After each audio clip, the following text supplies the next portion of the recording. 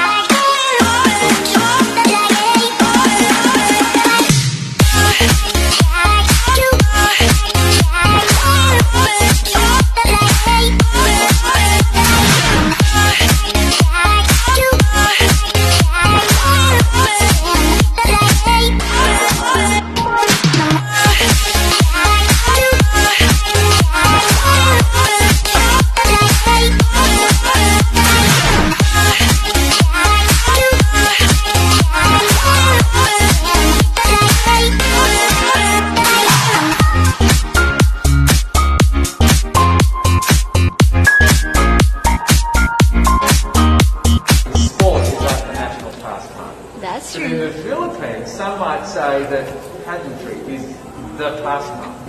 That's true. You know what? In the Philippines, we have pageants all over the places. Yes, we have pageants in the barangay, in school, national, local. That's why we really love Miss Universe. It's like it's giving pride and putting the Philippines back on the pedestal. That's why there's an added pressure as a candidate coming from a pageant-loving country. But it's a good pressure. I always look up to our former Miss Universe Philippines. They really did well in the competition. And now this is my time to show who I am, to offer what Rabiya can show to the rest of the universe. So I'm very happy, and at the same time, I'm excited to make all my kababayans proud, and hopefully I do. Why do you think it is that the Philippines love pageants? They have appreciation for me. We do love pageant because we used to think that we wanted to be included in the world, I have to be honest, in the Philippines, my skin color used to be not the standard of beauty. I was obsessed whitening my skin because these are the kinds of beauty queen we see on the mainstream. But things were different now. That's why I'm very proud to be a morena. In the Philippines, we call it morena. It's brown skin girl.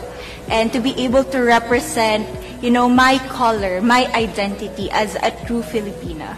Tell me about your journey to being crowned Miss Philippines. In a world that, in a country I should say, that loves pageants. That must have been a very intense process. Tell me about, your journey to being Miss Philippines. Well, my journey was crazy. You know what? I started to be a dark horse. Nobody noticed me. Nobody knows I was in the competition up until the preliminary and the coronation night. And when I won, I received different comments. Of course, there were people who didn't expect me to do well, who think that I cheated. That's why I need to redeem myself in Miss Universe. I really need to do well in this competition. And the thing is, I love pressure.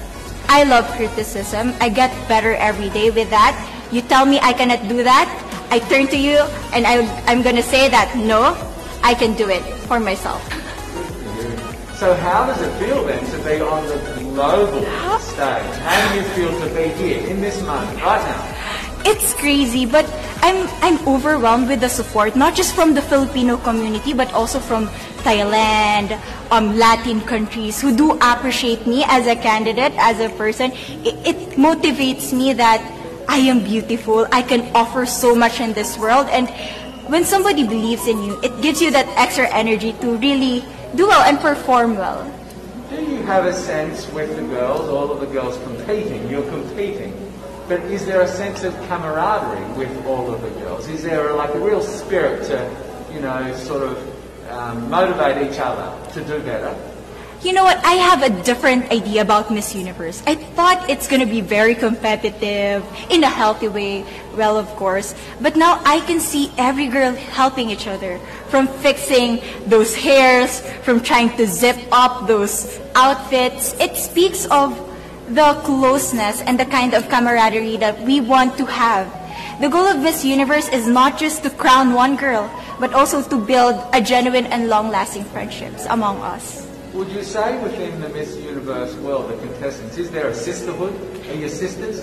There is sisterhood. I can say I was able to talk to different representatives from different backgrounds, different cultures. And despite our differences, there's so much to be highlighted in what binds us together. And that is because we want to empower women. We want to have our advocacies. We want to speak for the things that we love. And that's a celebration of women and the beauty that we have. So coming out of this week, obviously you would love to be crowned Miss Universe. Of course. And that would be wonderful, of course, for any of you.